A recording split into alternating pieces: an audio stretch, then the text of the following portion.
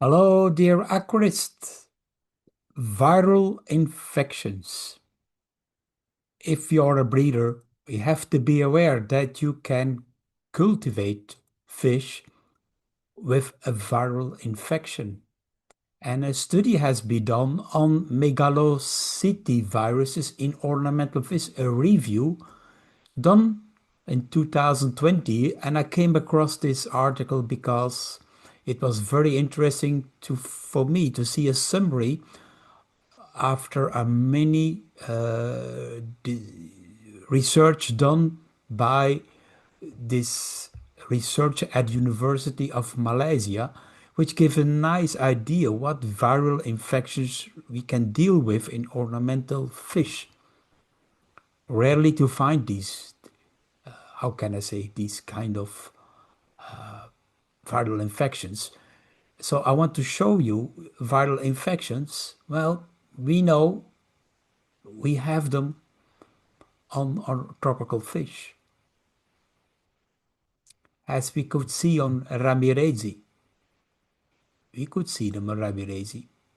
Yes, it has been determined by laboratories, and the signs are very, well, different. You can see here, this is one we could see clearly. It's lymphocystis, which is one of the viruses we can recognize with the naked eye if we see it on time.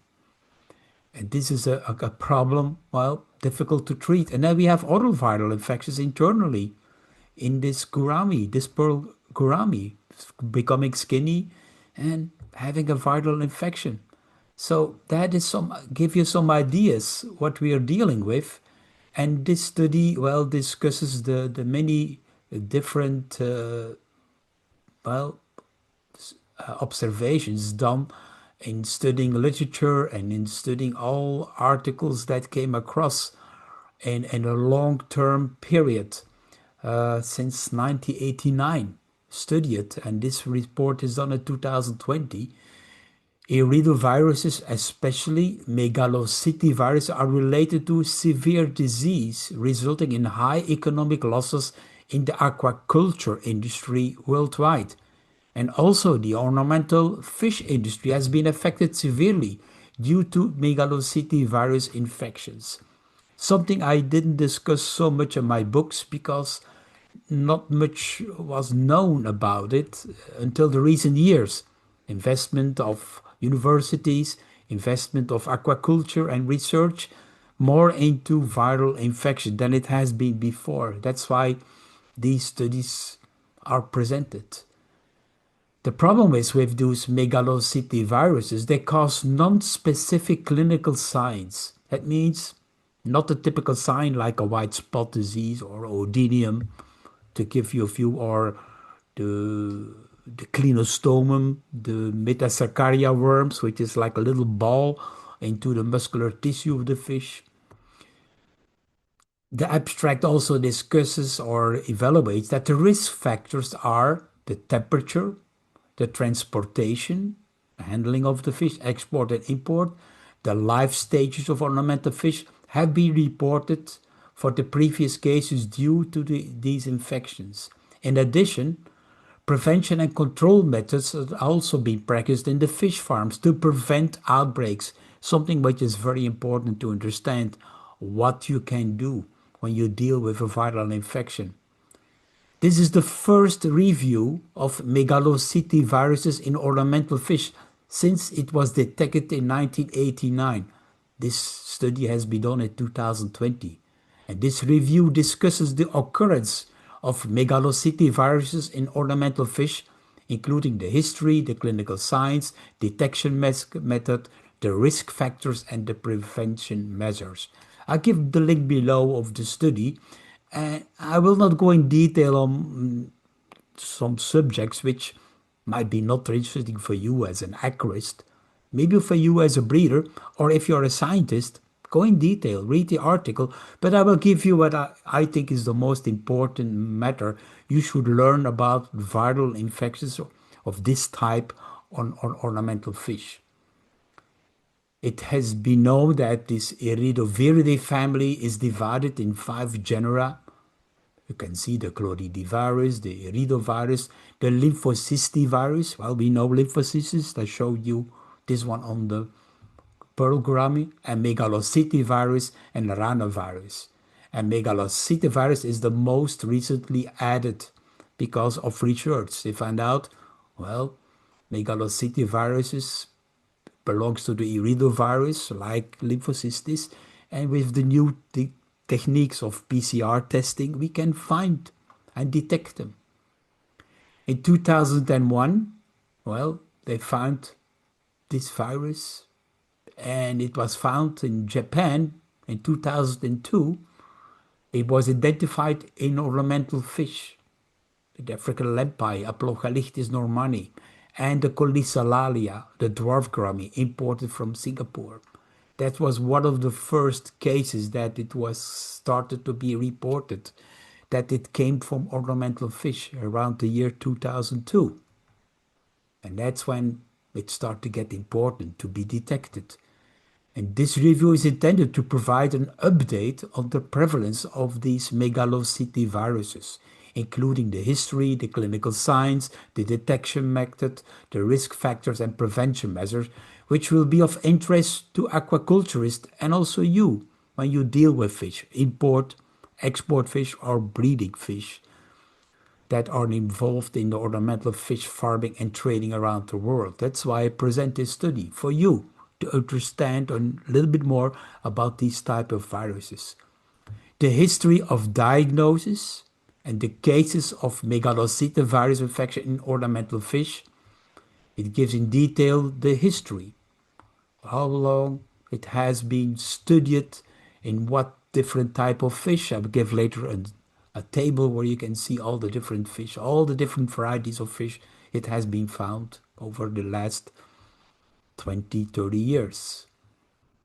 The common clinical signs, well, that's the problem we're dealing with. It's known to cause non-specific clinical signs. That means hard to find out with the naked eye. So the absence has made it difficult for farmers to detect this virus. And sometimes they are asymptomatic, so the fish don't show any disease. They look healthy and they are transported, and after the transport, well, they find out that the fish were infected with the megalocytivirus. And if you're a pathologist and you look in pathological samples of tissue, you can find the IBCs, which is called, the innate B cells. That's an immune reaction of the spleen, the kidney, and the liver, and little lumps, granulates. But that's pathology for specialists from you to check on IBCs can be found. That's some organs affected by the viruses. Not tubercles, something different. And it's typical that the infection is typical in juvenile fish. And there in the angelfish, it was found it caused necrosis and hemorrhagic lesions in the kidney, the spleen, the pancreas, the intestine, dwarf gourami. I have it in my videos. I will give a few videos below in links of where I suspected to find the viral infections in gouramis and ramirezi. Hemorrhagic, so different clinical signs, no typical signs. There's different laboratory diagnosis available. PCR test is one of the most commonly used. I don't go in detail for you. You're not specialized, as most of you following my channel, but you're interested to know what fish have been detected to be susceptible to the megalocytiviruses, studied between 1989 and 2019. That is nearly 30-year study. So they found it in marine fish, the Bangai cardinal fish, in Arapaima, in Oscar fish, orange chromides, Ramirezi cichlid, freshwater angelfish, the Kakadu dwarf Apistogramma cichlid, Curviceps, the Flacacara, Cribensis, the Tropheus duboisi, spotted cichlid, in Discus also. A lot of cyclids. Well, because it's a popular ornamental fish. And they found it in neon tetra, in silver dollar, in Mocausia costa, in goldfish, in pearl gouramis, zebrafish, Miss Gurnus pond loach or weather loach, in the marine fish the platax or biculate badfish, in kissing gourami, in Hemiodus, in sucker catfish placostomus originating from Brazil, not only from Asia, from farmers, not only from farmers at Singapore, at Thailand, no, also from kissing gourami in the USA it was found. So not only it's an Asian typical virus, they found it, well, it's most common, of course, from Asian farmer. Why? Because most of the farming is done in Asia. So more likely you will find it there. But it has been reported in Brazil, Spain, Thailand, Singapore. Dwarf gouramis was one of the first to be reported in 1988, and then in the early 90s, and then they found it in Japan later on in 2002. The Colisa labiosa, the blue gourami, the three-spotted gourami, the gold gourami, the pearl gourami, quite often found the pearl gourami in USA, Singapore, Indonesia, Brazil, Malaysia, all detected. Maybe all originating from Singapore, I don't know, but it has been reported in these countries in studies.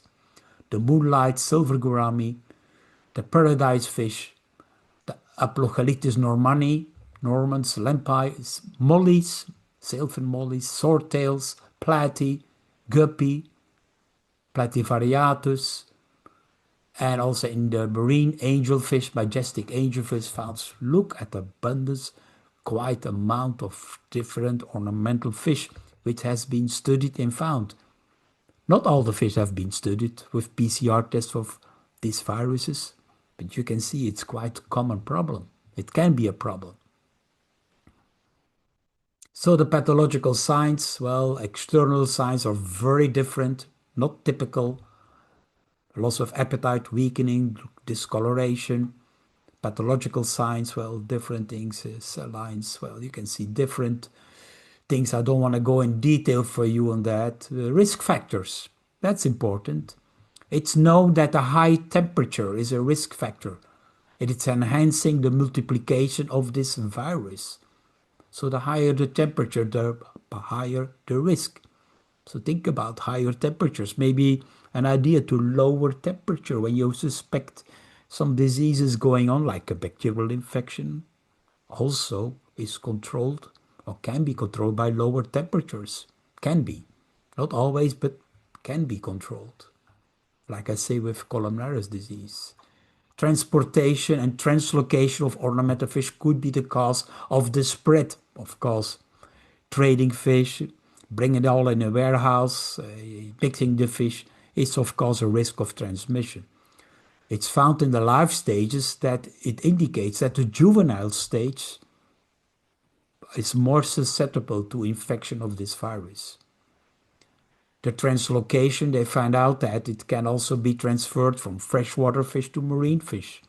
It can be transferred for ornamental fish to food fish. So it's a risk factor that it can spread, translocate from different fish species. Prevention and control, well, they're working on vaccines. Might be possible if you develop a good vaccine. Different types of vaccines are worked on and studied.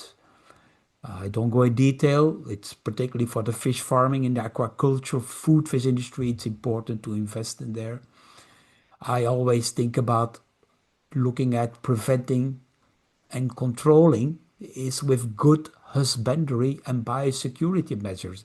That's what it says also here.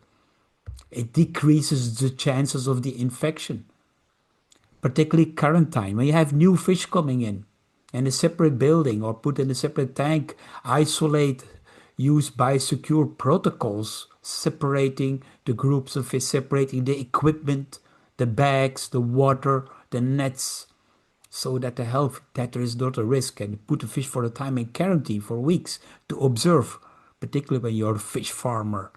Very important when you're a breeder, when you have new stock coming in, keeping it separate for many weeks, at least 4 to 6 weeks, to observe if the fish are healthy, eating well, looking good. Improve fish disease monitoring efforts, greater attention to the fish. That prevents diseases. Checking your fish if they're eating well, swimming well. Look at my videos, I explain a lot about that.